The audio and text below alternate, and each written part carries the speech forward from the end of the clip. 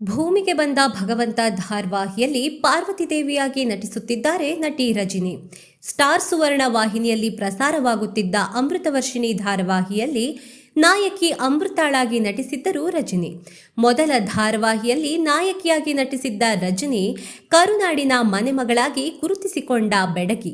ಮುಂದೆ ಆತ್ಮಬಂಧನ ಧಾರಾವಾಹಿಯಲ್ಲಿ ಅಭಿನಯಿಸಿದ್ದ ಅಮೃತ ಇತ್ತೀಚೆಗಿನ ಹಿಟ್ಲರ್ ಕಲ್ಯಾಣ ಧಾರಾವಾಹಿಯಲ್ಲಿ ಅಂತರ ಅಲಿಯಾಸ್ ಪ್ರಾರ್ಥನಾ ಆಗಿ ನಟಿಸಿದ್ರು. ಇದೀಗ ಪಾರ್ವತಿ ಪಾತ್ರದ ಮೂಲಕ ಮೋಡಿ ಮಾಡುತ್ತಿರುವ ರಜನಿಗೆ ಮೊದಲಿನಿಂದಲೂ ಪೌರಾಣಿಕ ಪಾತ್ರಗಳು ಎಂದರೆ ತುಂಬಾ ಇಷ್ಟ.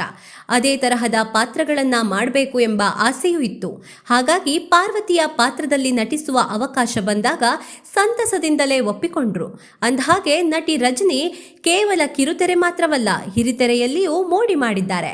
ಅಂಬುಜಾ ಸಿನಿಮಾದಲ್ಲಿ ನಟಿಸಿರುವ ಈಕೆ ಲಂಬಾಣಿ ಪಾತ್ರದ ಮೂಲಕ ಸಿನಿಪ್ರಿಯರ ಮನಗೆದ್ದಿದ್ರು.